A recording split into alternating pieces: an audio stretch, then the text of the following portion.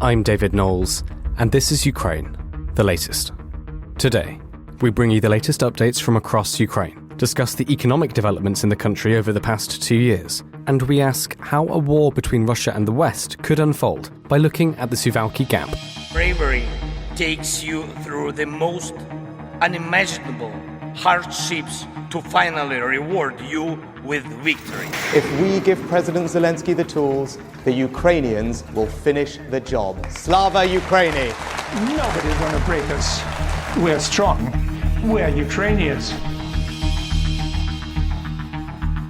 Every weekday afternoon, we sit down with leading journalists from the Telegraph's London newsroom and our teams reporting on the ground to bring you the latest news and analysis on the war in Ukraine. It's Monday, the 22nd of January, 1 year and 331 days since the full-scale invasion began. And today, I'm joined by our Associate Editor Dominic Nichols, Brussels correspondent Joe Barnes, and our guest is Liliane Bivings, Business Editor at the Kyiv Independent. I started by asking Dom for the latest news from Ukraine.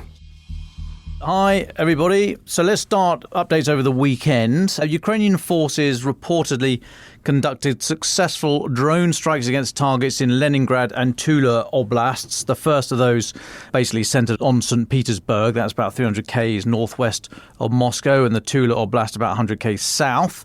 Ukrainian media, citing unnamed sources within Ukrainian special services, said that their forces had conducted drone strikes against the, I've been practicing this all morning, I've forgotten, Sheglovsky Val plant in the northeast of Tula city and the Novateka plant and gas terminal near the port of Ust-Luga. That's about 80 km west of St. Petersburg. This is overnight, Saturday, Sunday. I think it was actually in the very early hours of Sunday morning. Now, the factory in Tula reportedly manufactures Pantsir S and Pantsir S1 air defence systems, and the Ust-Luga complex reportedly processes natural gas products into diesel, kerosene, naval fuel and other stuff I'd never heard of when I got up this morning. ISW suggest, that's the Institute for the Study of War, they suggest repeated Ukrainian drone strikes may be trying to fix Russian short-range air defence systems, defending potentially significant targets along the expected flight routes to basically prevent them from being deployed in Ukraine. Now, Russian sources ran footage of explosions at both sites. Interestingly, geolocated footage published on Saturday showed additional explosions over Smolensk city. That's about 250 km west of Moscow, near the border with Belarus. That indicated possible additional Ukrainian strikes in the area. So it's easy to get confused. There's a lot of things going bang in Russia at the moment. Russia's Ministry of Defense claimed that their air defense had destroyed 5 drones over Tula, Smolensk and Oryol Oblast, that last one being about 100 km further south of Tula, about the same distance again from the border with Ukraine. So bar the St. Petersburg bit, we're all to the south and southwest of Moscow, really. On the Ust-Luga attack in St. Petersburg, the BBC reported the blast had caused a large fire at the terminal, but no injuries. They were citing Russian officials, but they also reported an official source in Kyiv saying that what they're calling the special operation of the SBU, the security service of Ukraine, masterminded the attack with drones. Now, regional governor Alexander Drozhenko said that, quote, high alert regime was in place after the incident and later announced work at the terminal had been suspended, said the fire there was the result of external influence. Fair enough.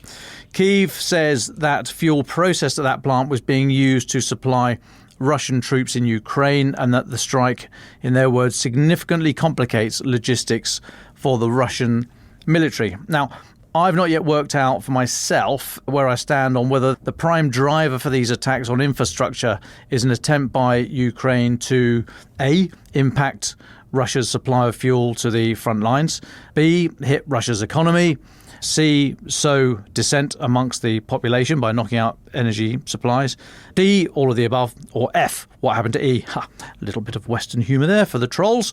Speaking of whom, and for what it's worth, which isn't much, when asked about Ukraine's attack on the Baltic Sea oil terminal, that's the one in St. Petersburg, Kremlin spokesman Dimitri Pesov said The Ministry of Defence, our air defence assets, other relevant agencies are taking necessary measures to protect against this kind of terrorist attack. Here we go. We're back in Schrödinger's drones territory. Russian drone strikes are targeted and legitimate acts of self-defence. Ukraine's drone strikes are terrorist acts, obviously.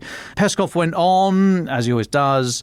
The Kyiv regime is continuing to show its vicious side in that they are striking civilian infrastructure. They are striking people, civilians.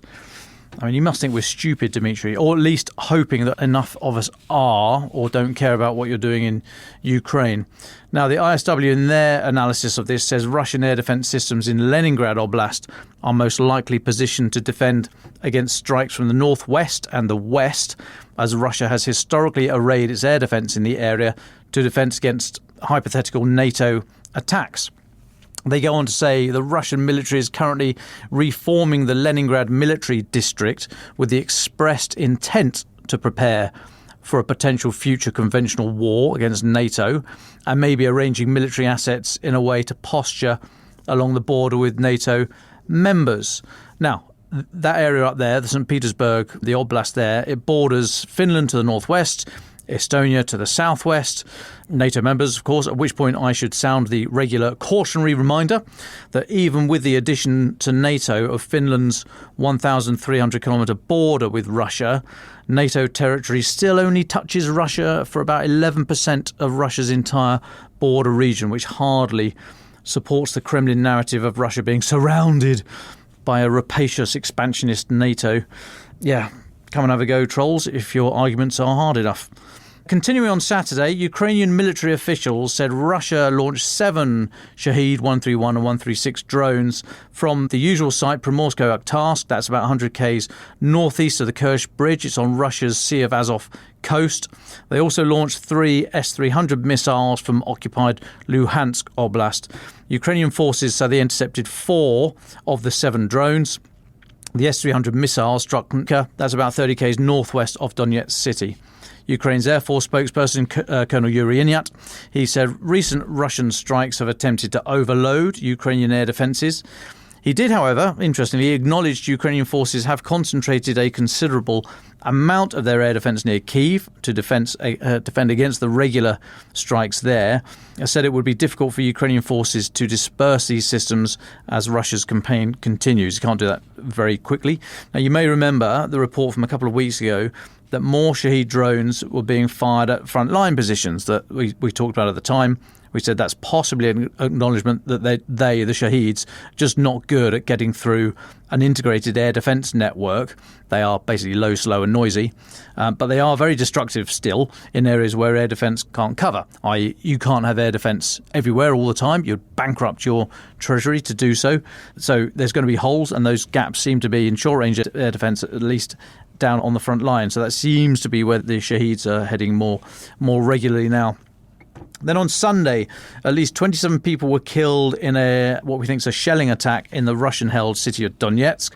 This comes from the Moscow-installed leader of the region there, Denis Pushilin. He described the strike on a busy market as horrendous, said the number of casualties could rise. He blamed Ukraine, but the Ukrainian army group operating in the region said it did not carry out the attack. They said on Facebook that this is the Tavria unit, which is part of the Ukrainian army. They said its forces did not engage in combat operations in this case. They said Donetsk is Ukraine. Russia will have to be held accountable for the lives of Ukrainians taken.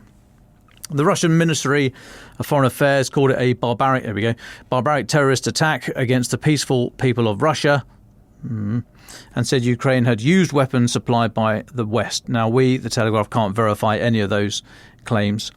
And then finally for me, for now, last night, Ukraine repelled all 8 drones that had been launched by Russia, more Iranian-designed Shahed drones. Again, they were shot down over the central and southern areas of Ukraine. This comes from their Air Force. No information on casualties or damage disclosed. And I note that as of, now 18 minutes ago, air defence or air raid sirens going off across the majority of Ukraine, only the very far west and southwest not currently experiencing an air raid line that started 18 minutes ago. And I'll take a pause there, David. Well, thank you very much Dom, let's start off our diplomatic and political roundup with a couple of stories from Volodymyr Zelensky, who's submitting a bill to the Rada to introduce the institution of multiple citizenship. Zelensky announced this in a video address on Ukrainian Unity Day. That's today, the 22nd of January, which is the anniversary of the unification of eastern and western Ukraine in 1919. So some details. At the moment, Ukrainian law prohibits dual citizenship, but Zelensky wants to allow all ethnic Ukrainians and, crucially, descendants from different countries, except Russia, to have it. This includes all of those who were forced to leave Ukraine during various waves of emigration and ended up in Europe, the United States, Canada, Asia and Latin America. And I would say, of course, that we're aware certainly of many Ukrainian Americans and Ukrainian Canadians who listen to this podcast who will be descendants of those waves of emigration. So Zelensky said, quote, Ukrainians by origin who have long proved that they are Ukrainians in spirit, after many years of waiting, should finally become Ukrainians by passport at the legislative level. This draft law will also apply, interestingly, to foreign military volunteers fighting on the side of Ukraine, of whom thousands have served in the armed forces since Russia's invasion, and that goes all the way back to 2014. Zelensky said, foreign volunteers who took up arms to defend Ukraine, all those who fight for Ukraine's freedom as if it were their homeland, Ukraine will become such for them. For everyone who can feel that being in Ukraine means being at home, not as tourists, but as citizens, a great, unified, united Ukraine. Moving on from that, and we'll obviously update you on the progress of this draft bill, but he's also signed a decree, Volodymyr Zelensky has signed a decree instructing the government to develop a plan for preserving the national identity of the, quote, historically inhabited lands of Krasnodar Krai, Belgorod, Bryansk, Voronezh, Kursk and Rostov. The Ukrainian People's Republic, that's the state which existed between the 1917 February Revolution and its forced integration within the Soviet Union in 1921, claimed parts of those 6 now Russian regions, as well as areas of modern Slovakia, Poland, Moldova and Belarus. Again, one to keep an eye on, and I'm sure we'll be bringing you updates over the next few weeks. In other political news from Ukraine, Donald Tusk, Poland's new Prime Minister, has arrived in Kiev on his first visit to Ukraine since being elected. His office said he would meet Volodymyr Zelensky and Prime Minister Denis Shmyhal. Tusk has vowed to, quote, solve problems between Poland and Ukraine after months of disgruntled Polish truckers blockading the Ukrainian border. They've recently, of course, called off their blockade, so there'll be, I think, some goodwill there. Tusk said, there are some conflicts of interest, we know it well, and we will talk about them, but not only in the spirit of friendship, which is obvious, but with the attitude to solve these problems as soon as possible, not to maintain or multiplying them.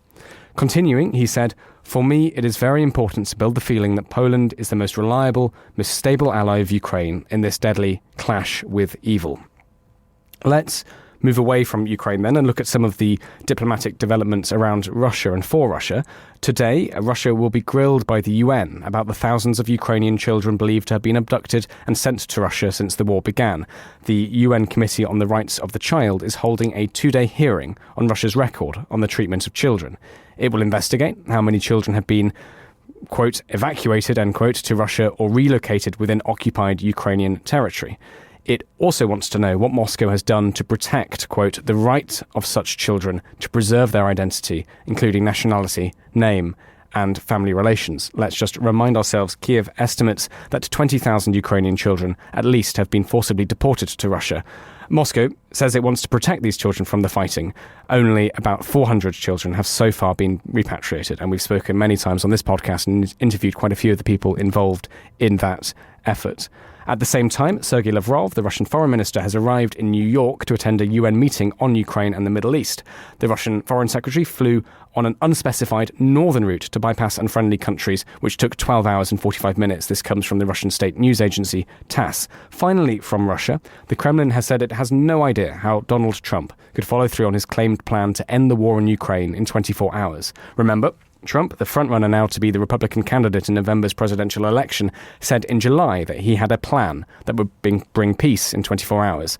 Kremlin spokesman Dimitri Pesov said, no, we have no understanding of how this can be done. We have not had any contacts on this. Mr. Trump has never visited Ukraine despite 2 invitations from Zelensky, one in November 2023 and another one that came on Friday. Finally, some other diplomatic news before we go to Joe Barnes. This comes from Robert Fico, Slovakia's Prime Minister, who has said that Ukraine cannot expect peace with Russia if it is not willing to give up Crimea, Donetsk and Luhansk. Fico said this ahead of a meeting with Ukrainian Prime Minister Shimal on Wednesday. Just some quotes from him. There should be some kind of compromise here, he said. What do they expect? That the Russians will leave Crimea, Donbass and Luhansk? That's unrealistic. Mr. Fico also said that Ukraine was, quote, one of the most corrupt nations in the world and under the total influence and control of the United States.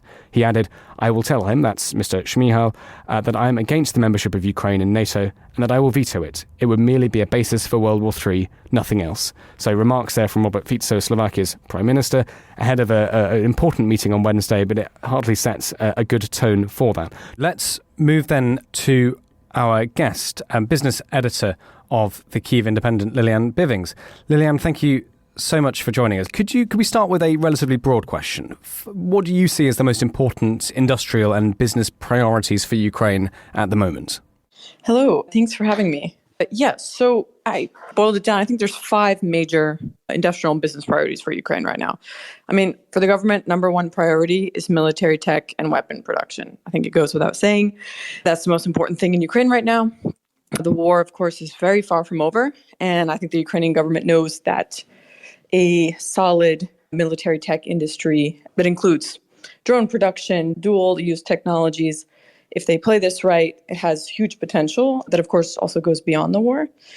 Because once it's over, if the infrastructure for that industry is there, Ukraine could become a global defense industry player. And as part of that, recently, the economy minister, Yulia Savrudenko, said that Ukraine plans to launch 5 joint ventures with Western arms manufacturers this year. I think a couple have already been launched.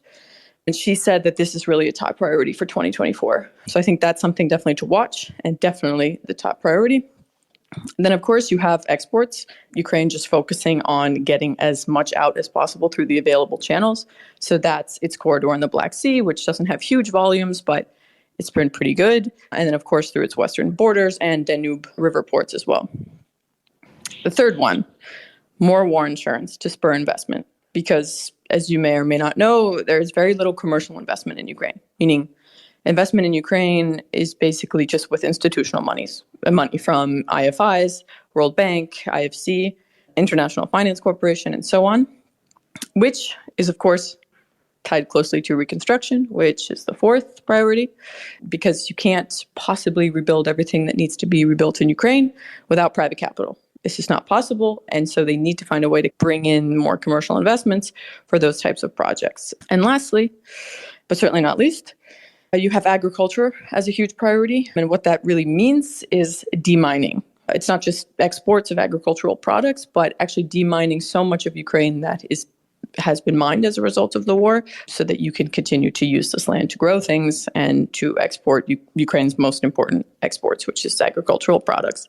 And that actually is tied into the sort of private capital thing, because mostly demining is done by very large multinational organizations, and smaller scale demining is not really happening in areas where it could, which would help smaller companies or smaller farmers get back to work, I should say.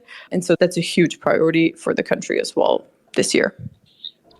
Well, thank you very much, Lilian, for talking us through those. Could we take one step back, or a few steps back maybe, zooming out? What do you make of the state of the Ukrainian economy nearly 2 years into the full-scale invasion? Yeah, so the good news is that the economy is alive and kicking. It's not just trudging along. It's been quite resilient, especially after the first year of the full-scale invasion in 2022, which saw a 29% drop in GDP.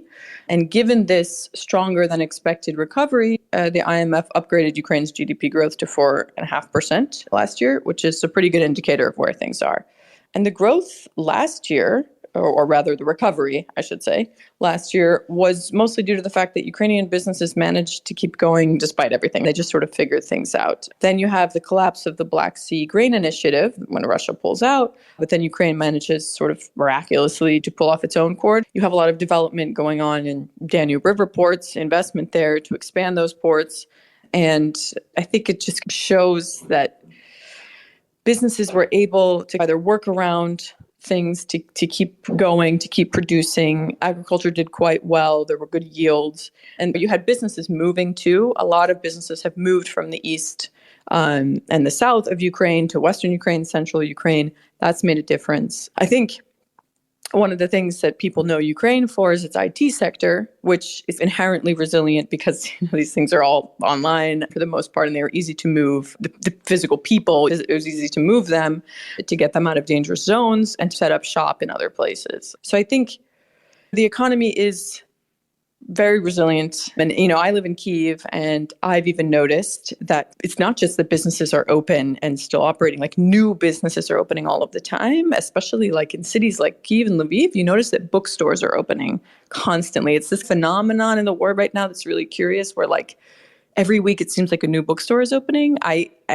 as a business reporter and an editor, I try to think, well, is it maybe because the model of opening a bookstore has low barriers to entry and is cheap? I don't know. Is it a sign that, like, for Ukrainians, this is some sort of respite from the war? It's a way of connecting with their culture. Anyway, there's all these different things and new things happening. And another indicator, I think, that things are doing a little better and the economy will benefit from this is that you actually hear and see more foreigners on the street in Kyiv these past days, like these past few months, which is interesting. So yes, it doesn't mean that things are not difficult, but they're steady, I would say. That's a really interesting account. Thank you for that. Can I ask what warning signs you see then for the future? But equally, you've mentioned the bookshops there, but what are the other sort of green shoots or success stories we should be paying attention to? I mean, the fact that the economy's done well is, a sign that Ukrainian businesses are resilient. Ukrainian business people are resilient. The National Bank and the Finance Ministry have also done a lot, along with international partners, to keep the economy going, of course. But I think the success stories, some of the most impressive stories we're working on right now is entire factories moving from eastern or southern Ukraine to western Ukraine with the families, with their children and everything, and just completely rebuilding factories from scratch. I mean, not all industries can do this. Certain machinery cannot just be picked up and moved, obviously. But that's been a really interesting trend that I have observed, that we have observed here at Kyiv Independent. Also, one thing that is sort of related to the economy, but that's quite interesting, is that Ukrainians have donated a lot of money within Ukraine, Ukrainians donating to Ukraine, and the banks have facilitated a lot of this, and they've benefited from people using their banking platforms to donate among each other. So Monobank, which is one of Ukraine's largest, or if not its largest mobile-only bank, so it's only on an app, has generated almost $1 billion in donations within Ukraine from Ukrainians. And actually, to that point, the banks have done extremely well in Ukraine. They're making record profits. There's a lot of reasons for that, but there's a lot of sectors are actually doing quite well. That's another interesting thing to note about when you're talking about how businesses are doing well in the economy. There's a lot of industries or sectors rather that don't really want to talk about how they're doing well because they're a little bit ashamed that they might be making record profits at a time when the country is suffering so much. I mean, the insurance sector, for obvious reasons, is doing quite well in Ukraine. So it's a complicated picture, but I think that when you talk about the green shoots or success stories, it's by sector and it's just by Ukrainians just figuring it out, which has been impressive to witness. But I think in terms of warning signs, which is quite frightening, is the fact that without external financing this year, like people are warning of Ukraine's economy actually collapsing. I mean, there's just no way for Ukraine to survive without this external financing. So as you may know, Ukraine spends 100% of government revenue on its military, right? The money that it gets from abroad is for everything else. And Ukraine's external financing needs for next year, according to the Finance Ministry as of last week, are at about 37 billion, or about 3 billion a month.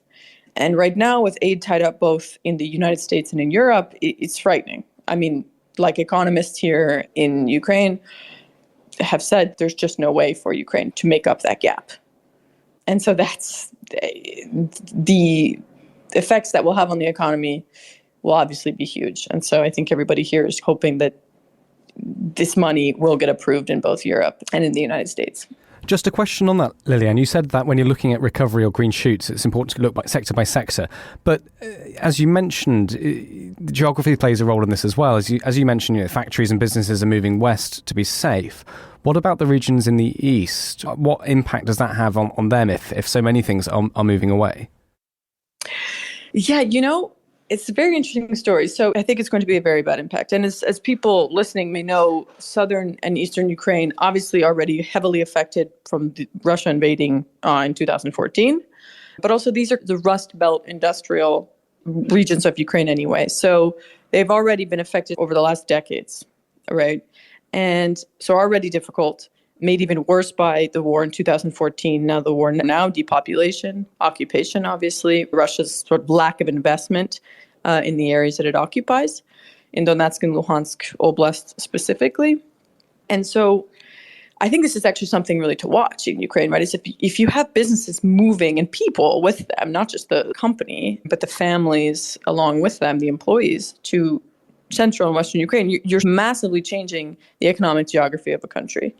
And right now, we can't really tell exactly what that means, but it's clearly going to mean something, right? I think it's going to look like you have, I'm from the United States, right? So I know what happens when you hollow out entire regions of their industries, right? They become quite, desperate.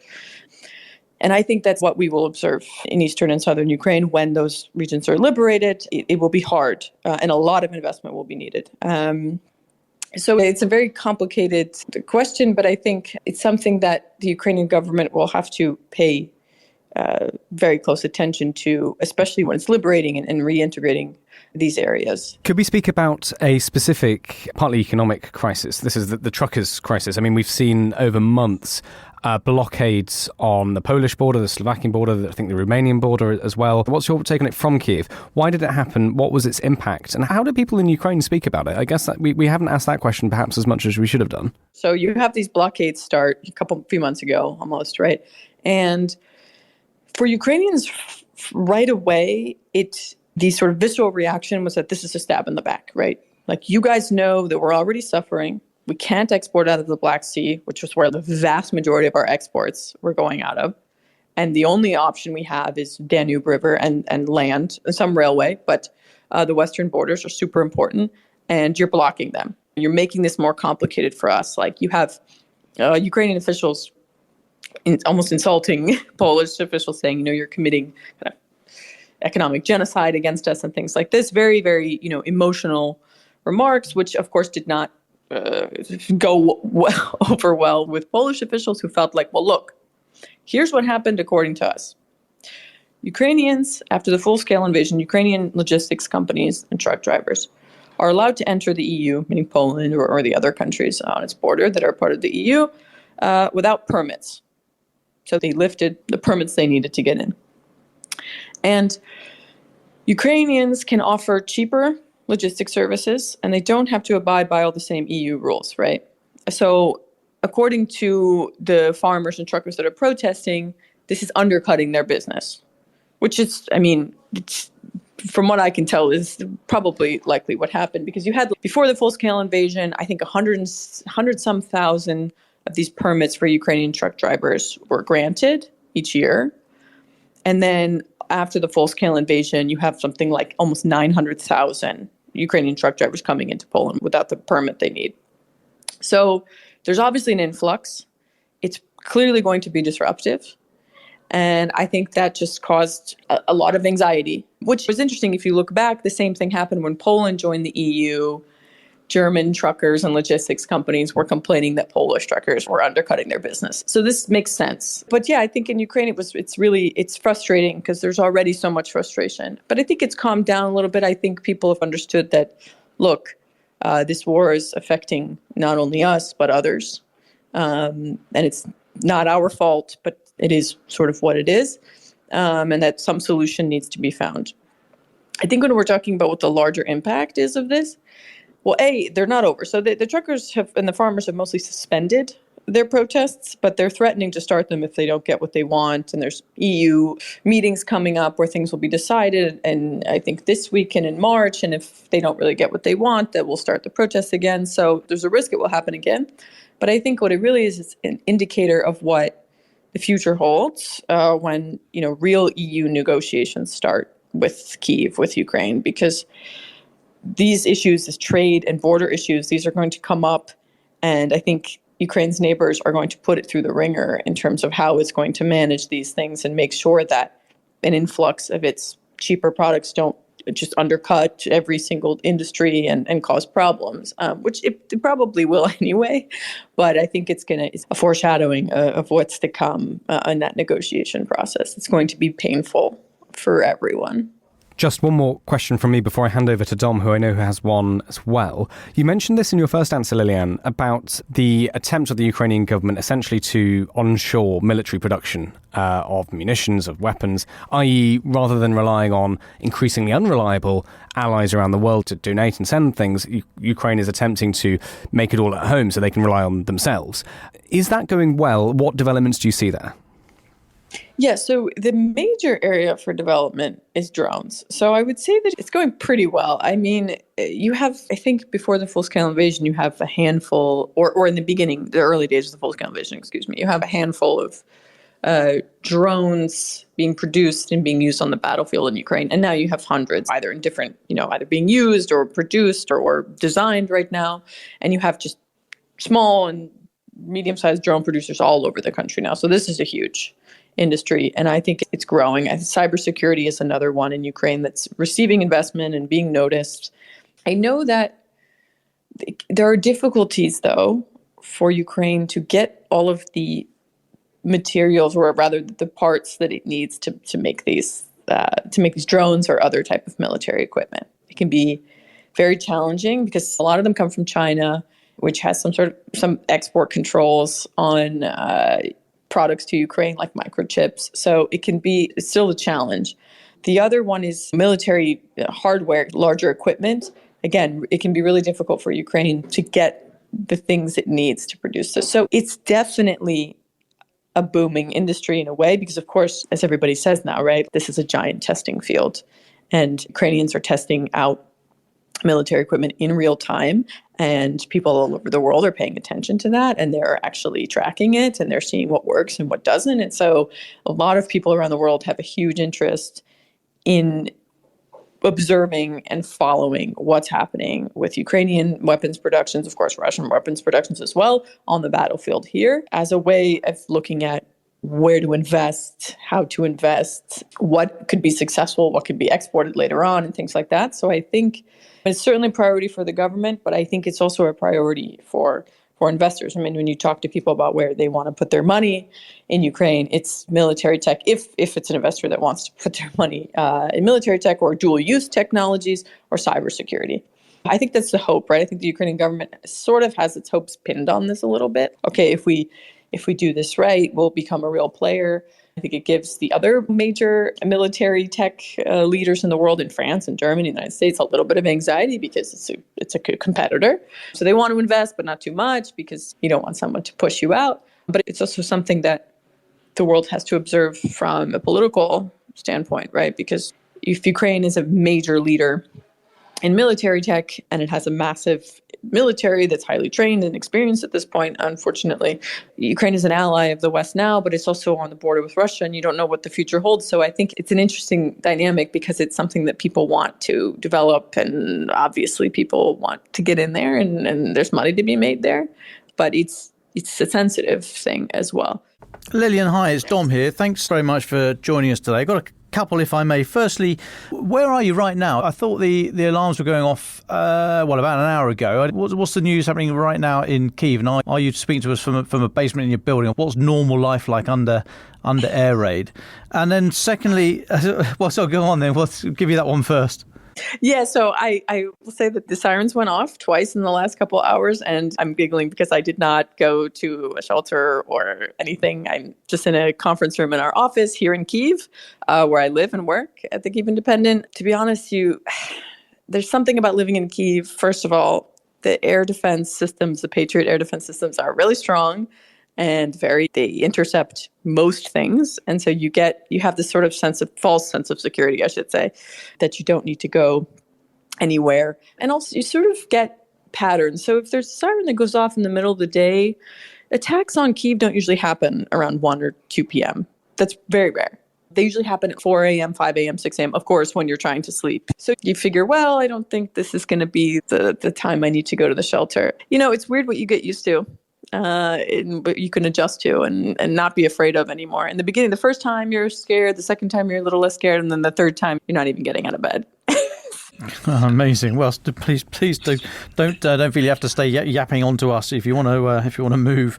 But another question, if I may, what do you think the impact on Ukraine's economy is going to be as young men are increasingly encouraged / forced by legislation to join the military? Yeah, that's a really, well, first of all, I think that mobilization, from what I can tell, and this is, of course, very speculative, I don't really know, is not going to be, right now, there's these numbers being reported like they're going to mobilize 500,000 men. One, I don't think that's going to happen. I don't exactly know the reasons, but it just seems like it would be extremely disruptive, not to society, but also to the economy. Like, I don't think that the country can do that. But so it's hard to tell right now what that would be.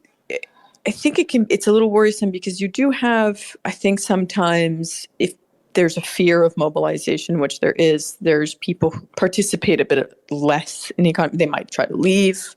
They might live in places where they are not easily found. But I think overall, I think it really remains to be seen what that will look like. I think we have to see actually what ends up happening with the mobilization efforts, and if men really will be taken out of roles that will affect the economy. It just doesn't, when you live in Kyiv, it seems unlikely, but I think it's definitely something to watch. Well, thank you so much. Is there anything we haven't spoken about that you think is important to say? I think it was just one thing about Ukraine trying to attract international investment and how it can do that. And I think there's this thing I always like mentioning when I talk about this, which is that there's a lot of talk, right, about investing in Ukraine all the time and multi-donor platforms. And you have talks about these reconstruction funds at Davos and all of the banks getting together and talking. But a lot of this stuff isn't really in motion yet. It's just like planning. And as I was saying earlier, there's like very little actual commercial investment in Ukraine. It's all institutional money. And the issue is just that, yes, we need more war insurance. The government needs to reduce barriers to investment and to businesses operating here, foreign businesses. And also there are concerns with corruption in Ukraine that, of course, just tarnish its reputation, and investors are afraid of that. And I think there's one thing that I always think about is that Ukraine, it tries to make the argument, the sort of moral argument that it's important to invest in Ukraine. But as people say, there's no premium for investing in Ukraine right now. Yes, it might be cheaper, but the risks are enormous.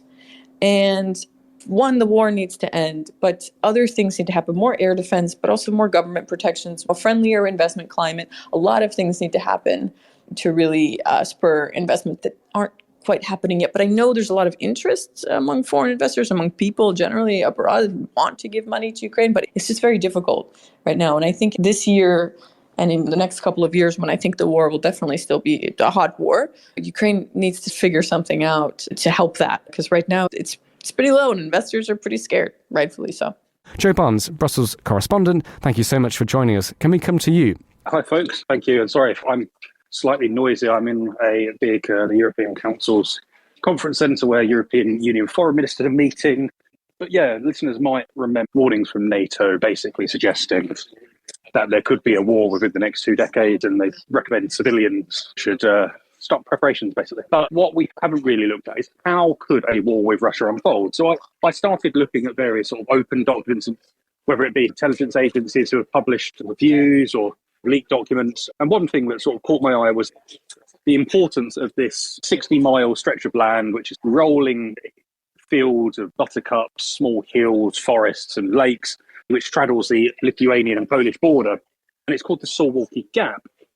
It runs along the border between Poland and Lithuania, connecting Belarus and then the Russian military exclave of Kaliningrad. Though little is known about the Suwalki Gap, it is basically where NATO generals and military planners from the West believe that they are most susceptible to a Russian attack. So if Vladimir Putin's forces moved from Belarus across the gap to Kaliningrad in a sudden thrust, it would cut off Estonia, Latvia and Lithuania from their allies in Central and Western Europe. You're basically looking at the Kremlin is still a serious military threat on NATO's eastern flank. So last week, Boris Pistorius, the German defense minister, said Putin could declare war on NATO in 5 to 8 years. His caution came after Admiral Rob Bauer, who's chairman of NATO's military committee, said civilians needed to be ready for war with Russia within 20 years. So this is what got me looking at how the war potentially unfold. And quite helpfully, there was a leaked German military planning document, which was likely drawn up to assist with preparations for a large-scale exercise in that part of Europe to prepare German troops. And it is known as Alliance Defence 2020. And the Suwalki scenario, it was basically imagines Moscow mobilising 200,000 more troops this February for a spring offensive in Ukraine. By June, Russian forces are making significant advances while Kyiv is essentially hampered by faltering Western support and waning interest in its war efforts. With Ukraine on the back foot, Putin seeks to seize on his successes by launching a series of cyber attacks on Estonia, Latvia and Lithuania, at the same time whipping up tensions among their ethnic Russian minorities. Talking about this cyber attack, Kaja Kallas became the first sort of NATO leader last week to suggest that actually Russia was behind large-scale GPS navigation disruptions across the southern area of the Baltic Sea. I don't want to be a scaremonger, we could be many years off, but the warnings are there. So you have talk of a new Russian mobilization, you have waning Western interest, you've got some sort of hybrid cyber attacks already going on, according to Kaja Kallas. And so, according to the German scenario, back to that, Moscow's hybrid strikes in the Baltics would trigger clashes that Putin could use as a pretext to hold a large-scale maneuver exercise in Western Russia and Belarus from September. That would include some 50,000 troops to be drilled on how to conduct war against NATO, which includes the capture of Estonia, Latvia, Lithuania, and possibly bombing campaigns on Western Europe. The exercise would likely mirror drills conducted last year by the Russian military in Belarus, which the Estonian Military Intelligence Directorate has said demonstrated that Moscow still has enough strength to exert credible military pressure in our region. Okay, but back to the German scenario. A month after the manoeuvres would be launched, the Kremlin would then claim that Kaliningrad was under an immediate threat of NATO attack, moving medium-range missiles and more troops to the exclave. The troop movements are designed to put a gradual squeeze on the Suwalki Gap, which would now sit between two rather large gatherings of Russian troops. It will then gradually, so this being Russia, would gradually escalate into an artificially induced border conflict, that's according to the German planning, with numerous deaths furthering inflaming tensions in the area. The German armed forces, the Bundeswehr, expect NATO diplomatic efforts to spring into action by the December. So this is basically an entire year before sort of diplomatic efforts come to a head, and that also is basically potentially hampered by the US presidential election, where a Joe Biden defeat would leave Washington essentially rudderless. So the Germans suggest that it won't be until January 2025 where a special meeting of NATO leaders could be held, and 30,000 German soldiers would be dispatched close to the Suwalki Gap as a deterrent. But then Moscow would seek to fight back in the diplomatic sphere, looking at intervening in an extraordinary United Nations Security Council, essentially accusing the West of plotting an attack on Russian soil. But by now, the Kremlin had basically moved with two armoured divisions, a mechanized infantry division and a divisional headquarters, all established in Belarus. That's around a total of 70,000 troops. And then it isn't until May 2025, according to the German scenario, that NATO seeks to activate measures of credible deterrence to prevent a strike on the Suwalki Gap from directions of Belarus and Kaliningrad. It suggests that 300,000 troops would be sent to the alliance's eastern flank, where the likes of Poland and Estonia have been warning of a heightened threat from Russia as it is. But if Russian forces invaded Suwalki Gap before NATO troops arrived, it is unlikely that Moscow would engage in a prolonged ground war. And that's according to analysts I've been speaking to and following on the internet. So Fabian Hoffman, who's a doctoral research fellow at the Oslo Nuclear Project, has suggested that actually, as soon as Russia jumps in and takes a sliver of Kaliningrad, its doctrine would suggest that it would then attempt to coerce NATO in submission by signalling the ability to enact and inflict progressively greater amounts of damage. So basically, while NATO's Article 5 demands that members collectively respond to an attack on any part of NATO, it does not require military retaliation. So basically, what we'd see is a frantic sort of kick-off of political and diplomatic discussions while Russian troops are moving in. And I believe Dom wants to jump in, so I will offer him the floor. Lovely, thanks, Joe. Just as you're talking there, it just reminded me that in December, we may remember Germany. So the German Defence Minister, Boris Pistorius, he announced that in quite a bold step, Germany is going to base an armoured tank brigade out of Lithuania I can't remember the date. Did they say 26, 27, something like that? But I think partly recognising the need to bolster NATO's eastern flank. You remember there is already the NATO EFP mission, Enhanced Forward Presence, which has a battalion, or currently 2 battalions of Brits in Estonia, others elsewhere in Poland, Lithuania and Latvia. But outside of that, I don't think this is coming under the EFP banner, but Germany has said it's going to move about a 5,000 strong armoured brigade, including Leopard 2 tanks, into Lithuania, which, as I say, partly to bolster the eastern flank, but I think that the recognition there that the Suwalki Gap is an area of extreme vulnerability, or possibly in wargaming, the most likely area for a manufactured outrage on the border, or an incursion, or an accident, or something like that. But just to add that, whilst there are these plans going on that you've been mentioning, Joe, there are also hard decisions, and quite strikingly novel decisions for the recent posture of the German armed forces, in that they have committed a brigade to Lithuania. I thought I'd better just bung that in there, Joe. Oh, yeah, no, for sure, Dom. So I visited the Estonian mission from the EFP with Britain, see Ben Wallace, the former Defence Secretary.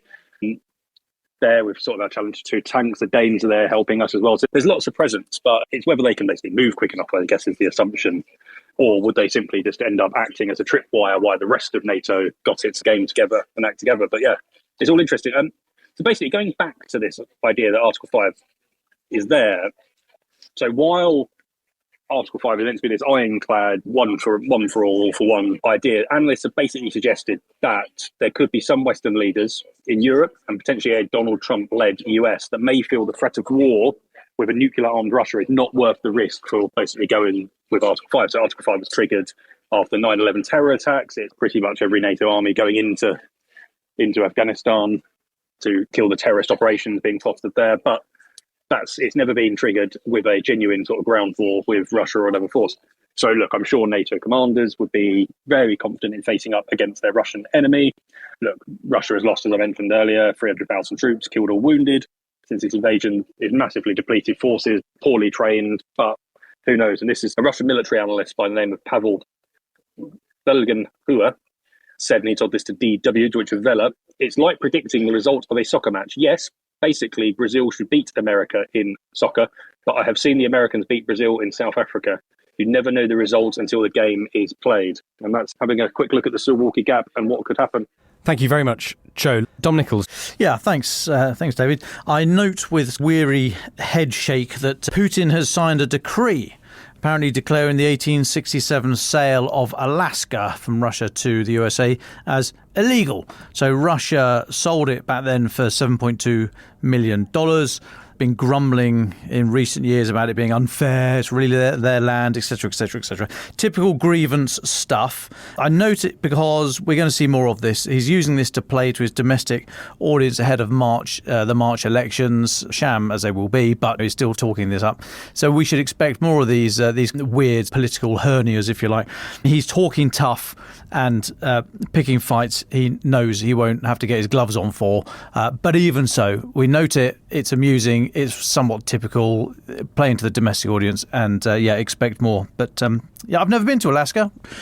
Anyone care to tell me what it's like? I've just done a quick sort of Google, and 7.2 million back then is worth $120 million today. Is it Alaska is worth $120 million? Answers, please, to the usual place. Thanks.